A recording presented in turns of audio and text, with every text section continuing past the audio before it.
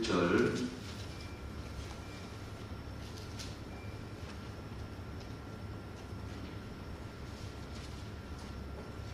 찾으셨으면 우리가 같은 목소리로 읽도록 합시다. 시작. 그러므로 너희 죄를 서로 고백하며 병이 낫기를 위하여 서로 기도하라. 의인의 강구는 역사하는 힘이 큼이니라. 엘리야는 우리와 성정이 같은 사람이로되 그가 비가 오지 않기를 간절히 기도한즉 3년 6개월 동안 땅에 비가 오지 아니하고 다시 기도하니 하늘이 비를 주고 땅이 열매를 맺었느니라. 아멘. 네, 오늘도 이 예배 시간에 나온 성도 여러분 모두에게 하나님의 은혜가 함께 하시기를 축복합니다. 주변에 계신 분들과 한번 인사 나눕시다. 반갑습니다. 사랑합니다.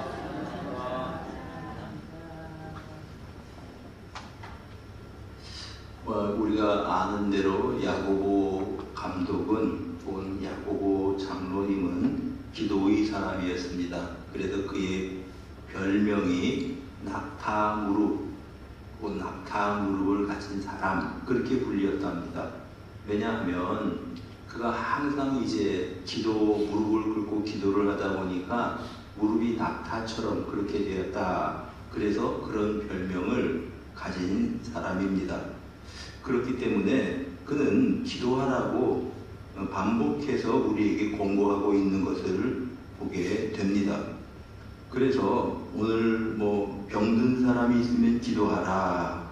14절, 15절에 그렇게 말씀을 했고요.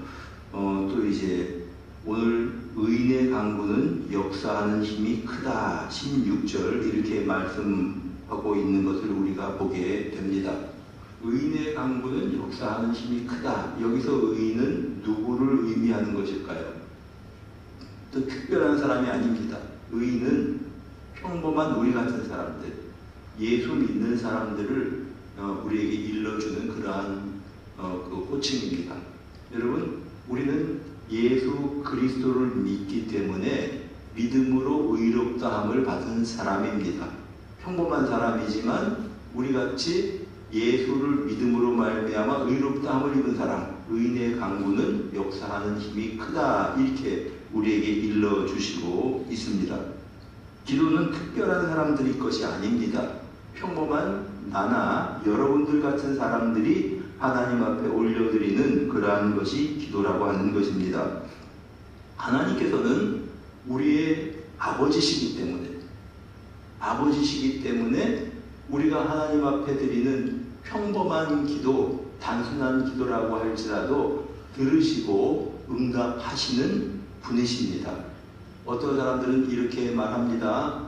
기도가 매일 하나님께 무엇 좀 주십시오, 이것 좀 이루어 주십시오, 이런 기도를 한다고 해서 사람들은 유치하다고 말합니다.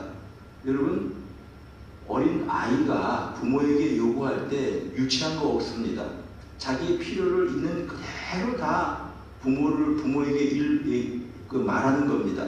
말하지 않더라도 아기 같은 경우는 울음으로 그걸 다 표시하지요. 그래서 배가 고프다든지 아프다든지 하여간 아이가 울음을 통해서 자기의 사정을 다 아는 것처럼 솔직하게 정직하게 하나님 앞에 구하면 하나님께서 주신다고 하는 것입니다.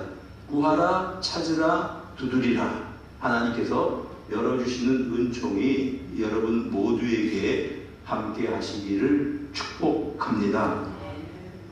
한 번은 옛날 오래전의 일인데요. 우리 큰아이가 한 3살쯤 됐을라나? 한 그때쯤 한 4살쯤 됐을 것 같습니다. 그리고 둘째가 없을 때니까 한 그때쯤 됐겠네. 3살 막 그때. 이제 우리 이 집사람하고 같이 이제 예배를 드리고 그 아이도 앉아서 예배를 드리는데 하루는 그 아이 보고 기도를 하라 그랬거든요. 우리 집 큰아이예요. 그랬더니 그 아이가 그때가 이제 12월 달쯤 됐습니다. 뭐라고 기도를 했냐 하면은 하나님 산타한테 말하셔서 다이어리 하나 좀 꼭 가져다 달라고 그렇게 일러주세요. 애가 다이어리가 갖고 싶은 게 있었어요. 그러니까 이제 산타한테 그거 얘기해서 크리스마스가 되니까 그걸 좀 나한테 가져다 달라고 그렇게 좀 산타한테 말을 해달라는 겁니다. 속으로 이제 그 막 기도를 드리면서 순진한 거죠. 아이는 그렇게 믿은 겁니다. 그래서 하나님께 기도하면 들어주신다 그러니까 자기 소원은 이제 다이어리거든요. 아이들 가지는 거는 다이어리 그렇게 있었습니다. 그래서 이제 속으로 얼마나 웃었는지 모르겠지만은 한편 생각해보면 기도가 그런 거구나 생각을 해본 적이 있습니다. 그냥 그대로 하나님께 아뢰는 거구나. 우리가 어린 아이처럼. 여러분, 내가 있는 사정, 형편 다 아시는 하나님이시지만은 있는 그대로 아뢰고 하나님께 구하는 것이 기도인 것입니다. 여러분, 아브라함이 하나님께 기도할 때 하나님께서는 그 기도를 들어 응답해 주실 뿐만 아니라 하나님께서는 반복해서 아브라함에게 기도를 허락해 주신 적이 있습니다. 언젠가 하면 소돔성 무너진다고 그렇게 일러주셨을 때에 아브라함이 하나님께 기도를 합니다. 의인 50명 있으면 어떻게 하시겠습니까? 50명이 있어도 소돔성 무너지지 않겠다 말씀을 하셨습니다. 근데 그때부터 기도가 어떻게 흥정같이 느껴질 정도로 기도를 해요. 하나님 45명은 어떻게 하실랍니까? 40명, 30명, 20명. 그래서 결국에는 의인 10명이 있어도 하나님께서 소돔성을 멸하지 않겠다고 약속하셨습니다. 하나님께서 조건을 6번을 바꾸셨습니다. 야, 아브라함이 참 대단한 사람이구나. 그가 기도를 할 때 하나님께서 그 기도를 들으시고 계속해서 조건을 바꾸어가면서 응답해 주셨구나. 그렇게 생각을 합니다. 그런데 그런 아브라함은 대단한 사람인가요? 아닙니다. 우리하고 똑같은 사람이라고 하는 그러한 말씀입니다. 여러분, 아브라함이 어떤 사람입니까? 블레셋에 갔을 때, 애굽에 갔을 때 자기 아내를 누이라고 속여서 잘못하면은 자기 생명을 잃을까봐 두려워해서 그런 겁니다. 그렇게 속여서 자기의 생명을 부지하려고 했었던 어떻게 보면 겁장이고 어떻게 보면 참 비겁한 사람입니다. 하나님께서 큰 민족을 이루어 주시겠다고 약속을 하셨지만 그 약속을 기다리지 못하고 11년 만에 이제 자기 아내의 여종을 통해서 아들을 낳았습니다. 하나님께서 주신 약속의 아들이 아니지요. 그런 실수를 했단 말입니다. 겁도 많고 어떤 경우에는 실수도 한 사람이지만 그 기도를 하나님께서는 들어서 응답하시는 하나님이시더라는 것입니다. 아브라함의 기도를 들으셨다면은 저나 우리 성도님들의 기도도 하나님께서 들어주신다. 분명히 들으신다. 이 사실을 우리는 믿습니다. 여러분, 아브라함을 하나님께서 의인이라고 말씀을 하셨는데 아브라함이 특별히 선한 일을 많이 해서 의인이라고 부르신 거 아닙니다. 창세기 15장 6절에 보면은 이제 하나님께서 아브라함이 여호와를 믿으니 여호와께서 이를 그의 의로 여기셨다 말씀하십니다. 하나님이 뭐라고 말씀하셨냐 하면 아브라함아, 나는 너의 방패다. 지금 키 큰 상급이다. 그리고 아브라함을 불러내셨습니다. 하늘의 별을 봐라. 너의 후손들이 저 별처럼 많아질 것이다. 이렇게 약속을 하셨을 때에 아브라함이 이것을 믿었습니다. 하나님 말씀대로 될 줄로 나는 믿습니다. 그 믿는 그 자체를 하나님께서는 귀중히 보시고 의인으로 여겨주셨다고 하는 것입니다. 우리가 예수 그리스도를 통해서 하나님의 자녀가 되었다는 사실을 믿습니다. 그래서 로마서 3장 23절에는 그리스도 예수 안에 있는 속량으로 말미암아 믿음으로 의롭다함을 받았다. 아브라함도 하나님을 믿었으니 의롭다함을 받았고 우리도 예수 그리스도를 통해서 의인이라고 하나님께서 인정해 주셨으니 아브라함이나 우리나 의인의 기도는 역사하는 힘이 크다고 하셨으니 우리의 기도를 하나님 들어주실 줄로 믿습니다. 우리는 기도하고 기도로 살아가는 사람들입니다. 또 사람들이 기도하지 못하고 능력을 맛보지 못하고 살아가는 또 하나의 이유가 있는데요. 기도는 특별한 사람들이 하는 것만 하는 것이다 이렇게 생각해서 응답을 못 받기도 하고요. 어떤 경우에는 기도에 엄청난 능력을 모르기 때문에 기도하지 않는 경우도 참 많습니다. 여러분, 하나님은 능력이 무한하신 분이십니다. 그런 하나님께서 연약한 우리 인간의 기도를 듣고 일하신다고 하는 말씀입니다. 우리 인간들의 기도는 하나님의 보좌를 움직입니다. 그래서 우리는 기도합니다. 여러분, 언젠가 이 해운대 구청장님이 이제 이 교회의 목회자들을 한번 초청을 한 적이 있습니다. 그래서 이렇게 모여가지고 구청장님이 이제 배덕관 구청장님이 계실 때 그랬던가? 그래요. 하여간 그래서 좀 교회들에게 그 애로사항이 뭔지 좀 이렇게 물어보신 적이 있습니다. 근데 이제 그 중에 어떤 한 분이 이런 이야기를 했습니다. 여기 우리 그 문화회관 사거리 바로 요 앞에 거기에 보면 예전에 큰 교통사고가 한 번 난 적이 있습니다. 여러분 혹시 기억나십니까? 그 방송에도 막 맨날 나오고 있어요. 큰 뭐 5중 충돌, 6중 충돌인가 나서 그래서 어떤 한 목사님 거기에 큰 사고도 나고 했으니까 이제 이렇게 카메라를 좀 하나 달아주셔서 사람들이 안전운전하게 해주셨으면 좋겠습니다. 이렇게 뭐 그 요청을 했거든요. 그러고서 그 모임이 끝나고 난 다음에 불과 얼마 후에 그 카메라 달아서 설치를 하더라고요. 그걸 제가 보고 그런 생각을 했습니다. 아, 구청장님한테 그렇게 이제 그 뭔가 좀 부탁을 해도 금방 이루어지는구나. 구청장님의 힘이 있구나. 하나님께 기도하면 어떨까요? 전능하신 하나님께 기도하면 그 기도를 하나님께서 들으시고 응답하실 줄을 믿습니다. 여러분, 전쟁터에 가면은 이제 꼭 그 지휘관이 있고요. 또 부대 편제에 보면 지휘관 한 사람에 꼭 무전병 한 사람이 따라다닙니다. 무전병은 이 조그마한 무전기, 꼭 백팩 비슷한 거 무전기 하나 있거든요. 그거 메고 이렇게 송수화기 옆에 달고 뭐 이제 그리고 이제 가는 사람인데 그 사람의 역할은 뭐냐 하면은 항상 이제 이렇게 다른 부대와 연락을 하죠. 무전기를 가지고.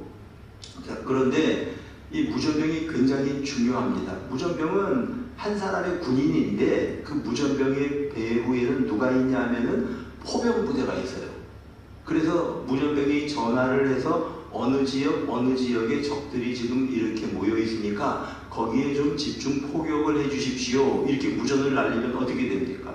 한 무전병 한 사람의 무전인데 거기에 그냥 이제 포병들이 집중 포화를 쏟아 부으면 완전히 거기가 다 불바다가 되는 것입니다.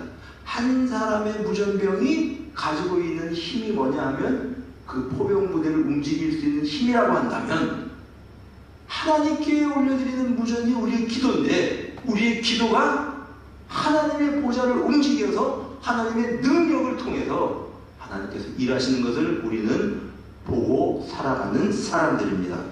그런 기도의 능력을 체험하는 우리 성도님들이 되시기를 바랍니다. 예수님 어떻게 하셨습니까? 예수님께서는 그분 말씀 한마디에 풍랑이 잠잠해졌습니다. 예수님께서 이제 이 나사로의 무덤 앞에서 하나님께 기도를 올려드립니다. 아버지, 지금까지 내 기도를 들어주신 것을 감사합니다. 이제 내가 이 자리에 섰습니다. 이렇게 기도하는 것은 저들로 믿게 하기 위함입니다. 그리고 이제 기도를 마친 다음에 죽은 지 나흘이나 된 나사로의 무덤을 향해서 나사로야 나오너라 말씀하실 때 죽은 지 4일 됐으니 막 시체가 부패가 되고 그렇게 시작했을 거 아닙니까? 나사로가 그 배를 동인 채로 걸어 나온 줄로 믿으시기를 바랍니다. 예수님의 기도에 성부 하나님께서 응답하신 것입니다. 예수님께서 예루살렘에 들어가셔서 무화과 나무가 열매 맺지 못하는 것을 보고 그 무화과 나무에게 저주하셨습니다. 다시는 내게서 열매를 사람들이 먹지 못하게 될 거다. 그 다음날 보니 무화과가 말라있거든요. 베드로가 놀라서 주님께 이렇게 됐습니다. 주님 말씀 한마디에 그런 일이 일어났습니다. 그때 예수님께서 뭐라고 말씀을 하셨냐면은 내가 진실로 너희에게 이르노니 너희가 믿음이 있고 의심하지 아니하면 무화과 나무에게 된 이런 일들이 분명히 너희도 그렇게 할 것이다. 그리고 이 산더러 들려 바다에 던져라 해도 그렇게 될 거다. 여러분, 예수님께서 말씀하시니 무화과 나무가 말랐습니다. 근데 믿음이 있고 의심하지 않으면 너희도 그런 일들 하게 될 거다. 그리고 하시는 말씀이 산을 옮겨서 바다에 빠져라 해도 그대로 될 것이다 라고 주님께서 말씀하셨습니다. 그리고 하신 말씀이 뭐냐 하면은 마태복음 21장 22절에 한번 읽어볼까요? 시작. 너희가 기도할 때 무엇이든지 묻고 구하는 것은 다 받으리라. 무엇이든지 믿고 구하는 것은 어떻게 한다고 말씀하셨습니까? 다 받으리라. 무엇이든지 믿고 구하는 것은 성도 여러분들의 기도가 무엇입니까? 그 무엇이든지에 여러분의 기도도 포함이 된다는 겁니다. 무엇이든지 사람의 마음도 움직이시는 하나님이시고 나의 필요도 들어서 응답해 주시는 하나님이시고 무엇이든지 기도하고 의심하지 않고 그대로 믿으면 다 받게 될 줄로 믿습니다. 오늘 본문에 엘리야는 우리와 성정이 같은 사람이다 이렇게 말씀을 했습니다. 엘리야는 우리하고 똑같은 사람입니다. 그가 연약함이 있었습니다. 그래서 이세벨에게 쫓겨다닐 때 로뎀나무 아래에서 그가 어떤 기도를 드립니까? 하나님, 나는 우리 열조보다 낫지 못합니다. 이게 무슨 말인고 하니 이미 죽어서 이제 이 땅에 묻힌 우리 조상들이나 나는 똑같은 신세입니다. 차라리 내 생명을 거두어가 주십시오. 참 연약한 연약한 인물이었습니다. 근데 그런 그가 하나님께 기도할 때 3년 6개월 동안 비가 오지 않았고 그가 기도할 때 3년 6개월 동안 닫혀있던 하늘이 열리고 비가 온 줄로 믿으시기를 바랍니다. 여러분, 이 엘리야가 갈멜산에 올라가서 기도하면서 손바닥 하나만한 구름이 떠오를 때까지 그의 사환에게 부탁해서 저 산꼭대기에 올라가서 한번 지중해 쪽을 바라보아라. 나중에 그 하인이 와서 7번째 이제 이야기를 하죠. 손바닥만한 구름이 하나 보입니다.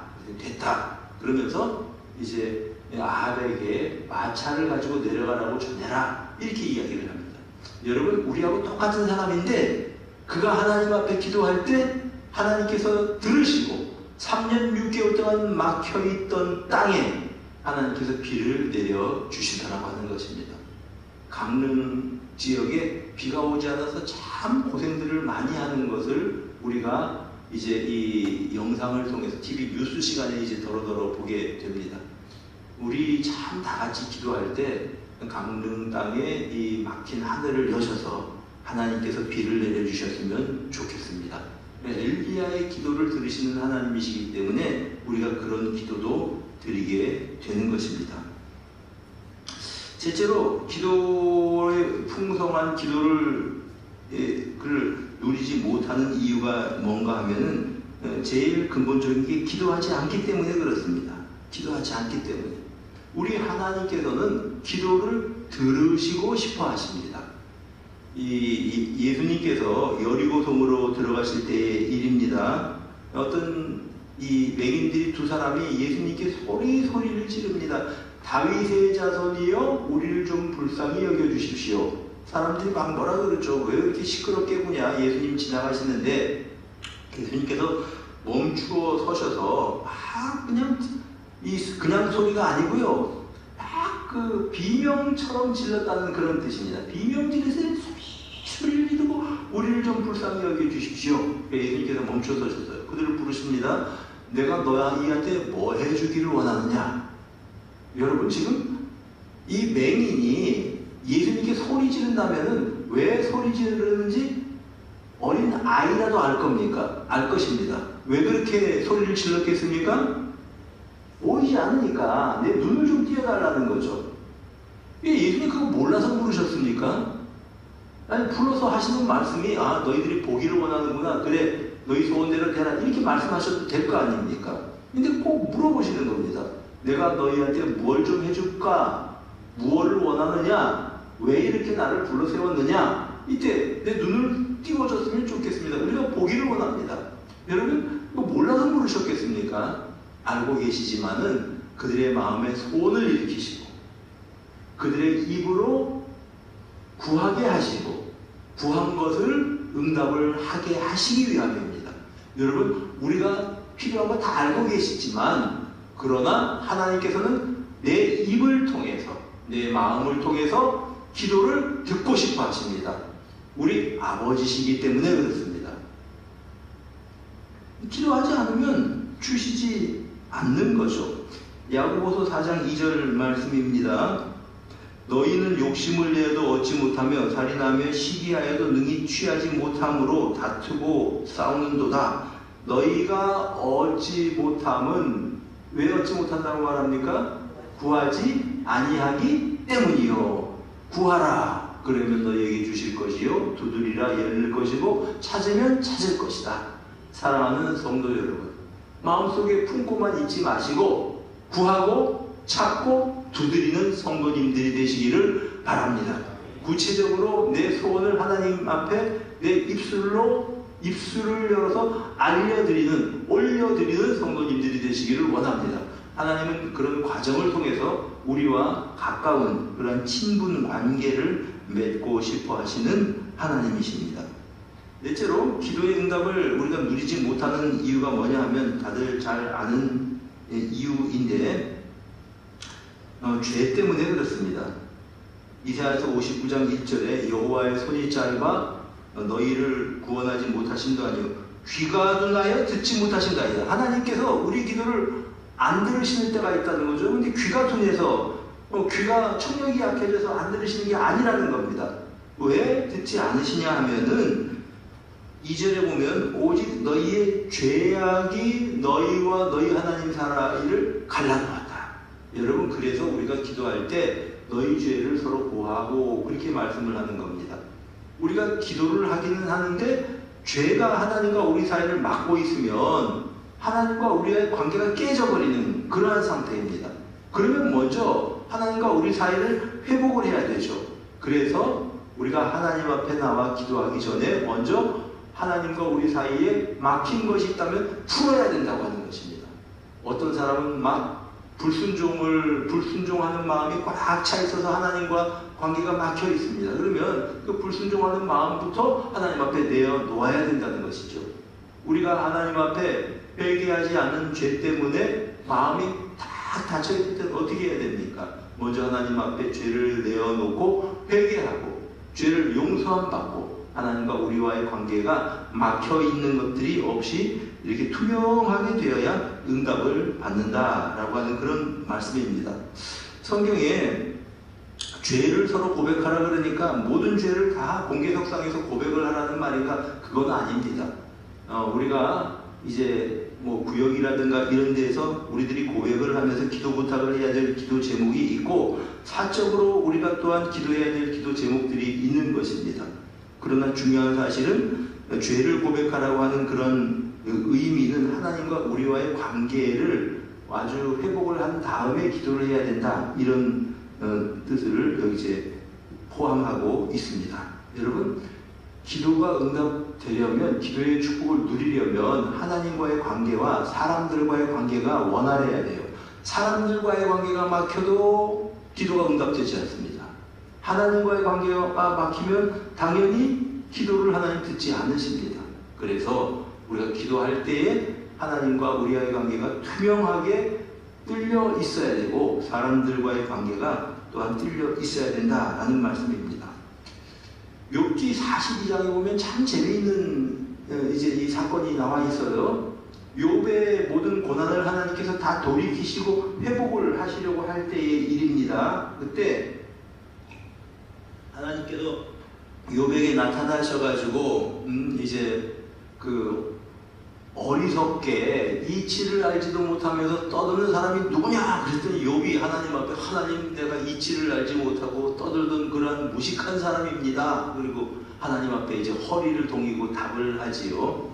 그때 하나님께서는 이제 이 욥의 고백을 들으시는데 욥이 회개를 합니다. 내가 지금까지는 여호와를 귀로 듣기만 했는데 이제는 여호와를 눈으로 보게 되었습니다.